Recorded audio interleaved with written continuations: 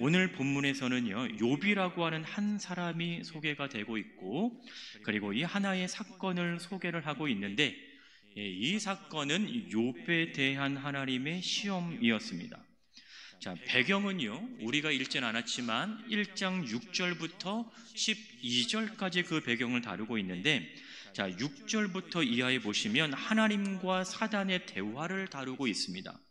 소위 천상의 회의라고 우리가 일반적으로 부르는데, 자, 이 부분에서요, 하나님께서는 욥에 대한 칭찬을 하는 것을 사단이 듣게 되지요. 1장 8절에 보시면 여호와께서 사단에게 이렇게 말씀을 하십니다. 1장 8절에 여호와께서 사단에게 이르시되 내가 내 종 욥을 주의하여 보았느냐? 그와 같이 온전하고 정직하여 하나님을 경외하며 악에서 떠난 자는 세상에 없느니라 라고 얘기를 하죠. 아마도 제가 들었던 칭찬 가운데 최고의 칭찬을 하나님께서는 욥에게 하는 것이 아닐까라는 생각이 들어요. 자, 이것은 욥이 아무런 흠이 없는 완벽하다라는 것을 의미하기보다는 그만큼 욥이 하나님 보시기에 의롭게 살아가는 자라는 것을 우리에게 보여주고 있는 것입니다. 이것은 1장 서두에 언급된 욥에 대한 설명을 뒷받침하는 것이기도 해요. 자, 이것을 들었을 때 사단은 말하기를 욥이 아무런 이유 없이 하나님을 경외하지는 않을 것입니다 라고 얘기를 하죠. 그러니까 이미 이제 하나님과 욥 사이의 이 관계를 이제 흔들기 시작을 하는 거예요. 다시 말하면 하나님을 이토록 경외하는 이유는 하나님께서 그에게 물질의 복을 주셨기 때문입니다 라고 얘기를 하고 있는 거죠. 그러니까 자발적인 태도라기보다는 이유가 있는 충성이다라는 것이 바로 사단의 주장인 거예요. 그래서 사단은 이렇게 얘기를 하죠. 10절에 보니까 주님께서 그의 모든 소유물들을 울타리로 두심 때문이 아닙니까? 또 하나님께서 그의 소유물이 땅에 넘치도록 하였기 때문에 욥은 하나님 앞에 충성을 하고 있습니다 라고 얘기를 하는 거예요. 이 말은 뭐예요? 하나님께서 주신 그것을 만약에 빼앗으면 지금의 그러한 욥이 여전히 그렇게 있을까라는 거죠. 하나님께서 그에게 엄청난 물질의 복을 준 것이 바로 욥이 하나님을 경외하는 요인으로 작용을 하고 있습니다라는 거예요. 그러니까 하나님과 욥 사이에 물질이라고 하는, 물질의 복이라고 하는 매개가 등장을 하는 거죠. 그러면 사단이 얘기를 하는 거예요. 그 사이에 있는 만약에 이 매개체, 매개물을 만약에 싹 빼버리면 여전히 욥과 하나님 사이의 관계가 동일할 것이냐라는 거예요. 이 말은 뭐예요? 그것을 한번 빼볼까요? 라는 거죠. 빼보면 어떻게 될까요? 이런 말인 겁니다. 그의 소유물을 거둬가시면 욥에게는 하나님을 경외할 아무런 명분이 없어지기 때문에 그렇게 된다면 욥은 분명히 하나님을 원망할 것입니다. 하나님을 떠날 것입니다 라고 얘기하는 거죠. 이에 하나님은 사단에게 욥에 대한 시험을 허락하십니다. 그리고 하나님의 허락하심과 함께 본격적으로 욥에 대한 이 사단의 시험이 시작이 됩니다. 자, 오늘 본문 13절에 보니까 이 하루가 이제 앞으로 일어나게 될 이 시간적인 배경이 되는데, 이 하루가 그들에게 얼마나 끔찍한 하루였는가를 우리는 이제 나중에 보게 되는 거죠. 자, 이 하루에 욥의 자녀들이 그 맏아들 집의 음식을 먹으며 포도주를 마실 때에 라고 설명을 하고 있습니다. 물론 이날이 어떤 날인지 또 그들이 모인 이유에 대해서 우리가 아무리 13절을 찾아보아도요 언급하고 있지는 않습니다. 그러나 1장 초반에 나온 내용을 고려한다면 아마도 장남의 생일날이 아니었을까라고 생각을 하죠. 1장 4절에 보니까 그의 아들들이 자기 생일에 각각 자기 집에서 잔치를 베풀고 이렇게 얘기를 합니다.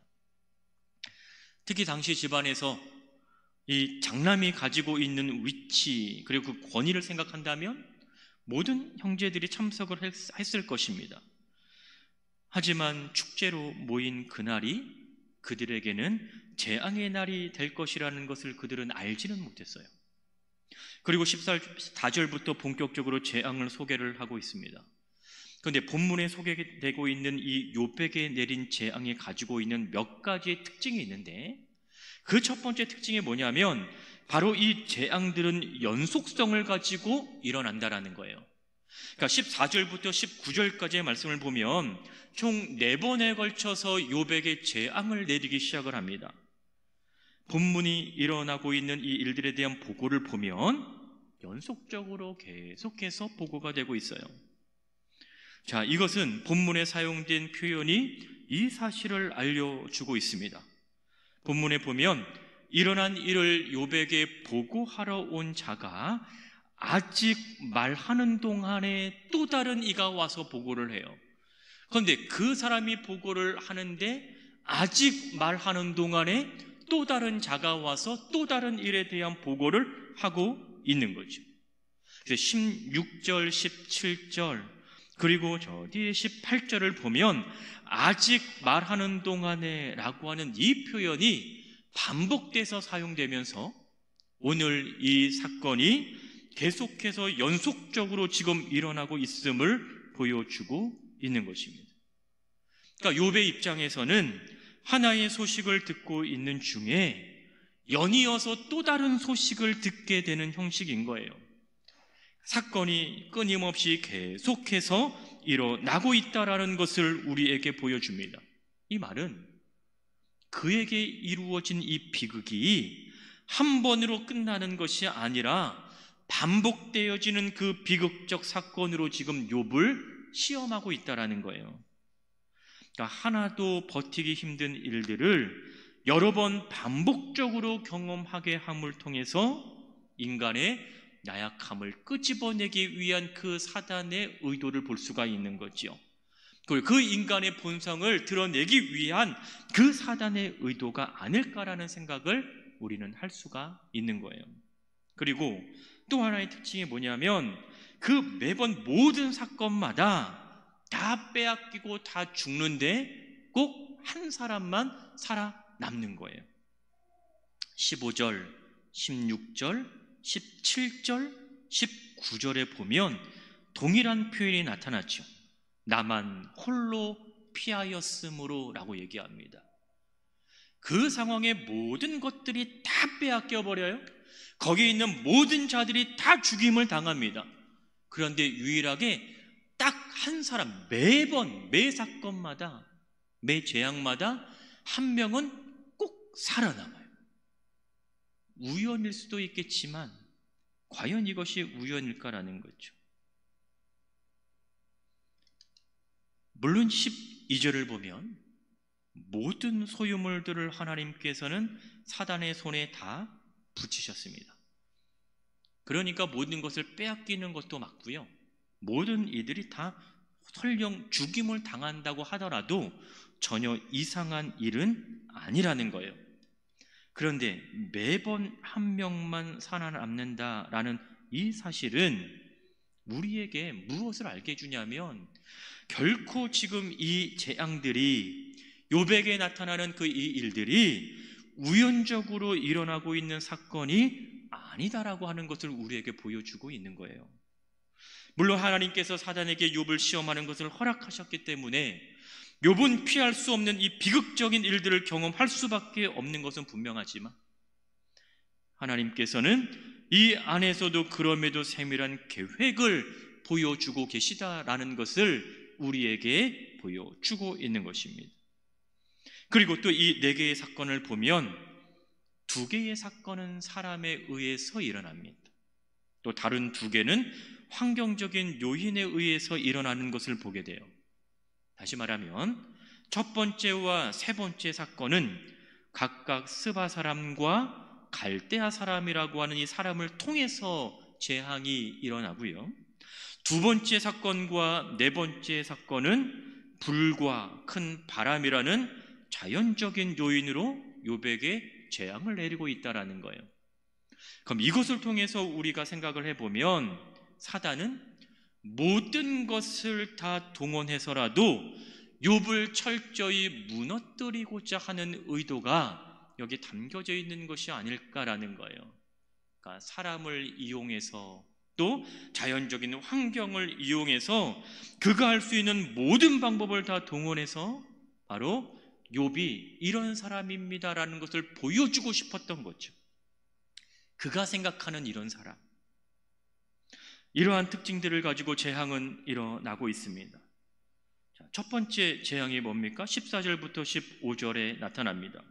욥의 자녀들이 장남의 집에서 음식을 먹고 있는데, 15절에 보니까 스바 사람이 와서 그들의 소와 나귀를 취하고 종들은 다 죽입니다. 갑자기 일어난 상황에서 간신히 한 명이 목숨을 건지게 되고, 그 사람이 욥에게 와서 이 사실을 보고하고 있죠. 생각지도 못한 일이 지금 일어났고요. 욥은 지금 이 비극적인 상황을 듣고 있는 중인데, 아직 그 보고가 끝나지 않았는데 또 다른 종이 와서 다른 비극적인 일을 보고합니다. 두 번째 사건이죠. 16절에 보니까 하나님의 불이 내려서 양과 종들을 다 불살랐다라고 하는 이 소식을 전합니다. 그런데 말하는 중에 또 다른 종이 도착을 하였어요. 그리고 보고를 합니다. 세 번째 사건이죠. 17절입니다. 갈대아 사람이 와서 새 무리를 지어 낙타들을 다 빼앗고 칼로 종을 죽였다라는 것입니다. 이 가운데 한 명이 유일하게 살아남아서 지금 이제 욥에게 온 것입니다. 연속되는 이 소식에 아마도 욥은 정신을 차릴 수 없었겠죠. 하지만 여기서 끝이 아니었습니다. 아직 말하는 중에 또 다른 종이 도착하였습니다. 그리고 마지막으로 네 번째 사건에 대한 보고를 이어나가기 시작을 하죠. 그리고 이 마지막 사건은 앞서 일어난 일들과는 비교도 될 수 없는 비극적인 소식을 전하는데, 욥의 자녀들이 마청의 집에서 음식을 먹을 때에 큰 바람이 와서 그 집을 무너뜨렸습니다. 19절에 보면 조금 더 구체적으로 묘사를 하고 있는데, 큰 바람이 와서 집 네 모퉁이를 쳤다라고 얘기를 하고 있어요. 그러니까 지붕을 지지하는 그 네 모퉁이를 치니까 어떻게 돼요? 지붕이 주저앉아 버렸겠죠. 본문을 보면 집이 그 청년들 위에 무너졌다라고 얘기를 합니다. 그러니까 이것은 욥의 자녀들이 얼마나 끔찍하게 죽음에 이르렀는가를 보여주고 있는 거예요. 그러니까 이 소식을 들었을 때 아버지로서의 사실 이 욥의 심정이 과연 어떠하겠느냐라는 거죠. 물론 주인으로서 종들이 죽임을 당했다는 그 소식을 전해도 마음이 아팠을 건데, 아버지로서 자녀들이 죽임을 당했다라고 하는 그 소식을 듣는다면 과연 욥의 심정이 어떠했겠는가라는 거예요. 사단은 이렇게 네 번에 걸쳐서 욥에게 재앙을 내립니다. 이로 인해서 욥은 자신이 가진 모든 소유물들과 모든 종들과 심지어 모든 자녀들까지 다 잃게 돼요. 말 그대로 참극이 일어난 거죠. 욥의 집안을 두르고 있었던 평안이 한순간에 깨져버리는 그러한 순간입니다. 그러면 지금 이 상황이 사단에게는요, 가장 아주 유리한 상황이겠죠. 자신의 의도대로 욥을 끌고 갈 수 있는 그러한 상황일 거라는 거예요. 욥에 대한 시험의 의도는 여러분 11절 근거를 해보면 욥으로 하여금 하나님을 저주하게 하는 거였어요.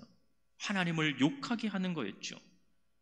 궁극적인 목표는요, 하나님을 떠나게 하는 거였어요.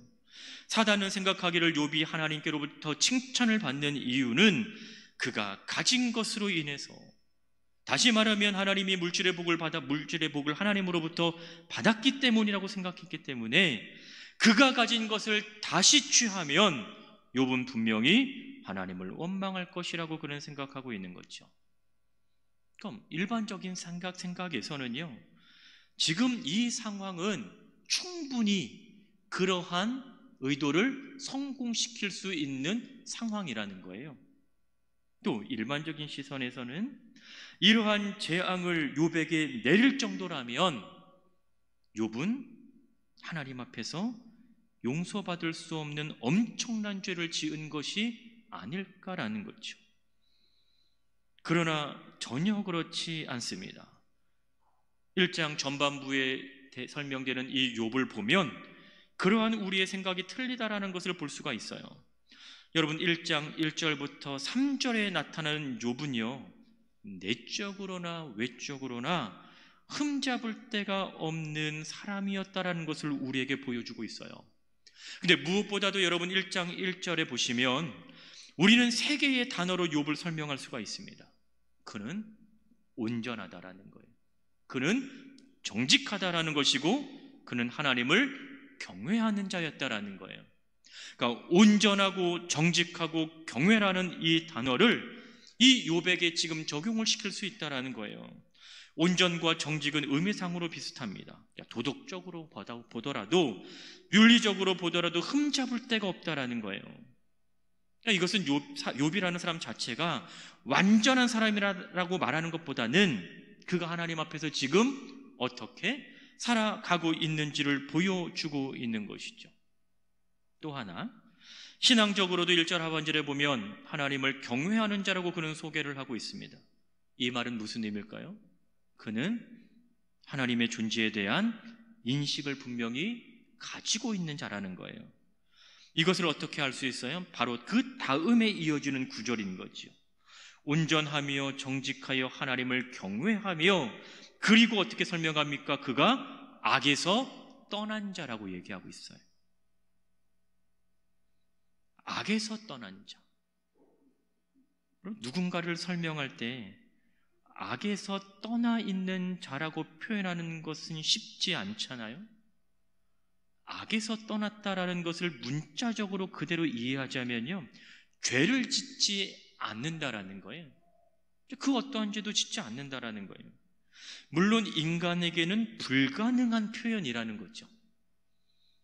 근데 욥을 일컬어서 악에서 떠난 자라고 표현한다면 세상에 죄를 짓지 않는 완벽한 사람은 없기 때문에 이 말을 통해서 그만큼 하나님 앞에서 온전하게 살아가고자 하는 그 욥을 우리는 보게 된다라는 것이죠.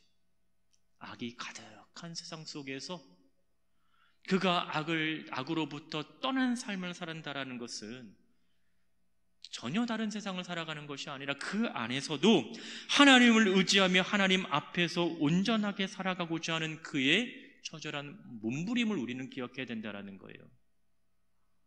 가만히 있으면서 악에 떠날 수는 없지 않겠습니까? 그냥 내가 그냥 살아간다라고 해서 악에서 떠난 삶을 살아가지는 않을 거잖아요. 그럼 악에서 떠난 삶을 살아가기 위해서는요, 그가 하나님 앞에 살아가고 있다는 것을 끊임없이 생각하고 또 생각할 수밖에 없다라는 거예요. 내가 어떠한 삶을 살아가야 하는가를 늘 그는 마음속에 사실 심었어야 되는 거예요. 그를 온전하다라고 얘기하고 있고 정직하다라고 얘기하고 있고 하나님을 경외한다라고 얘기한다라는 것은요, 결코 거저 이루어지는 일들이 아니라는 것이죠. 그가 온전하게 살아가기 위해서, 그가 하나님 앞에서 정직하게 살아가기 위해서, 그가 하나님을 경외하며 살아가기 위해서는 대충 그의 삶을 살아가지 않았다라는 것을 우리에게 보여주고 있습니다. 어느 정도인지를 성경에서 보여주고 있어요. 여러분 1장 5절에 보면 그는 그의 아들들의 생일 잔치를 열 때면 그 모든 자녀들을 불러다가 성결하게 합니다. 그리고 자녀들의 수대로 번제를 드렸다라고 얘기해요. 왜요? 혹시라도 죄를 범하여서 마음으로라도 하나님을 욕되게 하지 않을까 하여서 그 자녀들을 데려다가 번제를 드릴 정도로, 여러분, 이러한 삶을 살았던 사람이 바로 욥이었어요.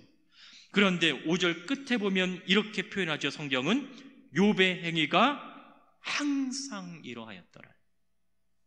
항상 이러하였더라. 그는 항상 하나님 앞에서 살아가고자 했던 자였어요. 물론 이러한 원인을 사단은 하나님께서 그에게 복을 주셨기 때문이라고 얘기를 하고 있지만, 오히려 항상이라고 하는 이 단어가 그가 하나님 앞에서 살아가고자 하는 것은 그가 누리는 환경에 구속받지 않는다라는 것을 보여주고 있는 거죠. 하나님께서 그에게 복을 주실 때에도, 설령 그러한 복을 주지 않으실 때에도 그는 항상 이러했다라는 것이 성경이 평가하고 있는, 우리에게 말하고 있는 욥의 모습이라는 것입니다. 이것을 증명하고 있는 것이 바로 오늘 우리가 읽은 본문인 거예요. 여러분, 이러한 비극적인 일을 경험하고 난 이후에 여러분, 욥이 가장 먼저 행한 그의 행동을 보시면 알 수 있습니다. 여러분, 20절 한번 보십시오. 여러분, 그가 행한 행동을요 6개의 행동으로 우리에게 소개하고 있는데 20절에 보면 5개를 소개하고 있어요.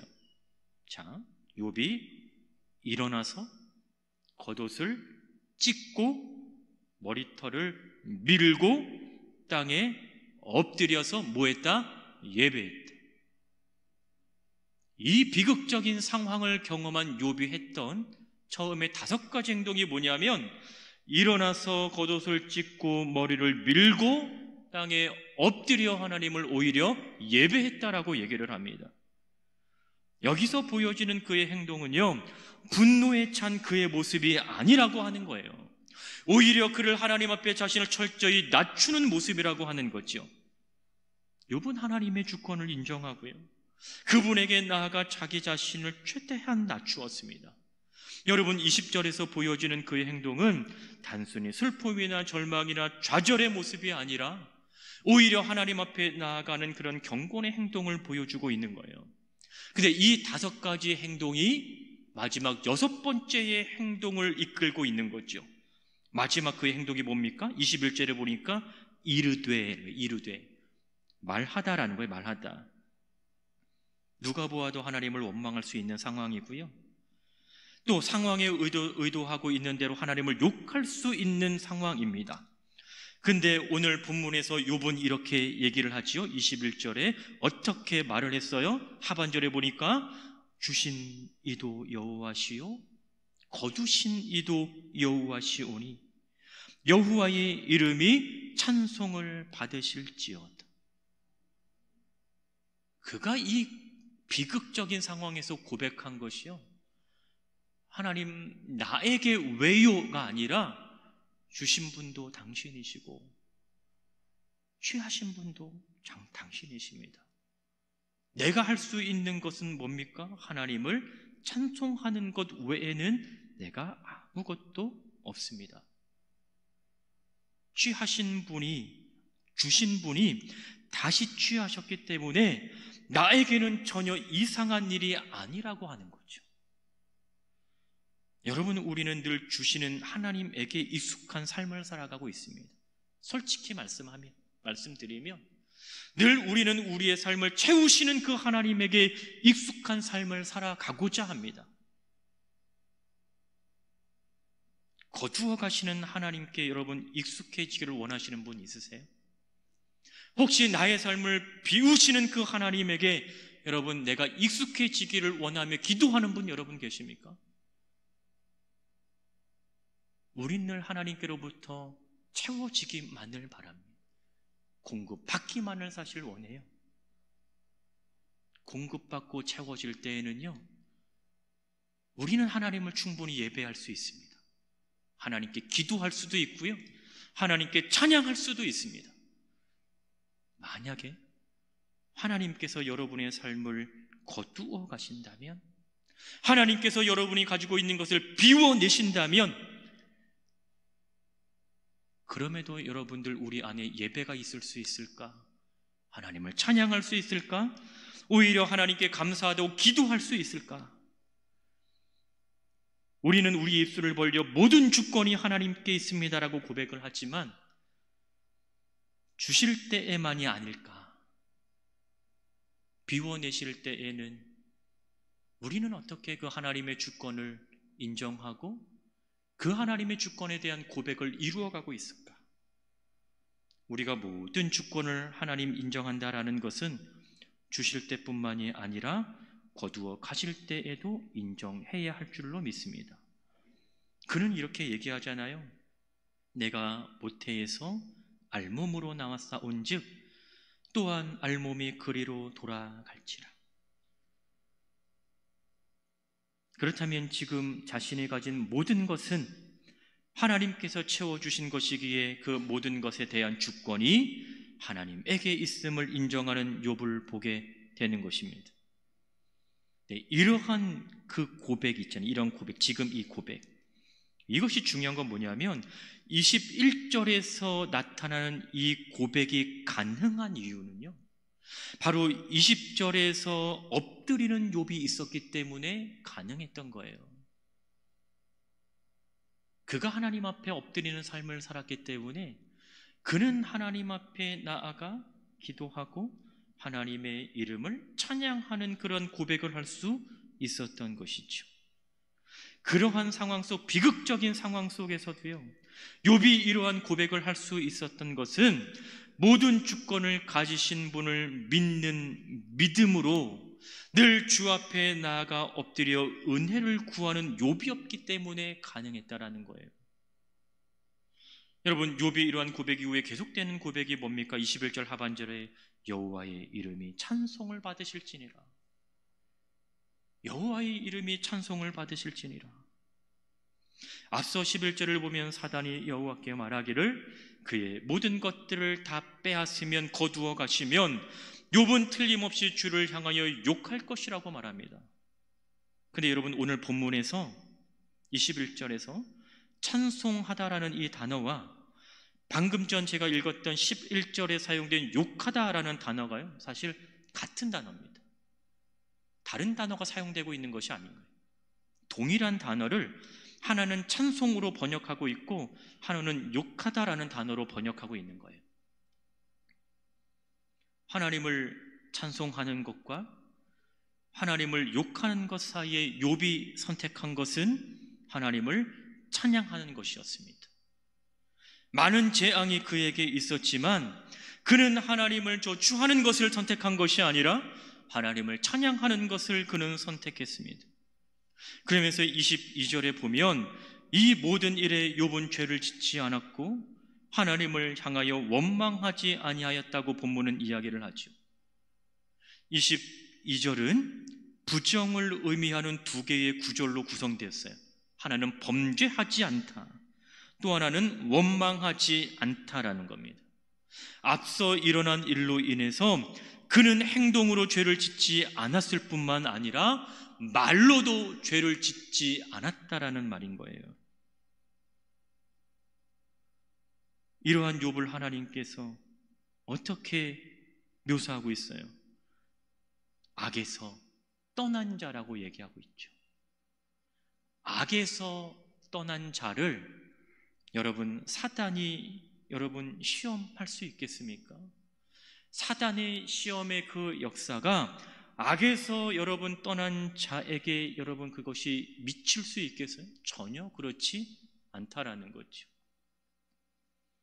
악 안에 있는 자들은 분명히 사단의 시험에 영향을 미칠 수밖에 없지만 악에서 떠난 자가 악으로 대표되는 그 사단과 철저하게 구분이 되는 모습으로 나타납니다. 이러한 욥에 대한 사단의 시험은요, 오늘 본문에 보면 완전한 패배로 사실 막을 내리게 되는 거죠. 욥이 하나님을 떠나지 않을 수 있었던 것은 그는 하나님의 은혜를 담고 사는 자였습니다. 은혜를 담고 사는 자는 주어진 상황보다 그 상황을 주관하시는 하나님을 바라보며 살아가는 자입니다. 은혜를 담고 사는 자는 주어진 상황 때문에 하나님이 주신 그 은혜를 자신의 삶으로부터 비워내지 않는 자라는 거예요. 은혜를 비워내면 무엇으로 그 자리가 채워지겠습니까? 내 삶에, 내 안에 있는 그 은혜가 비워지면 무엇으로 여러분 내 삶이 채워지겠어요? 은혜로 채워지면 참 감사한 일인데, 은혜로 채워질 수 있다라는 그 확신과 그 다음에 그것이 여러분 정말 그렇다라고 하는 그러한 말을 우리가 할 수 있을까라는 거예요. 오히려 은혜 위에 은혜로 채워지는 삶이 되기를 주의 이름으로 축복합니다. 여러분, 은혜를 채우시고 또 그 위에 은혜로 채우시는 삶을 살아가기를 주의 이름으로 축복합니다. 다른 것으로 여러분 그 은혜의 자리가 채워지지 않도록 늘 하나님 가까이 나아가시는 삶이 되시기를 주의 이름으로 축원합니다. 은혜를 담는 입을 가지시고 은혜를 담는 삶을 살아가시고 은혜를 나누는 삶을 살아가시는 우리 모든 사랑하는 성도 여러분의 삶이 되시기를 주의 이름으로 축원합니다.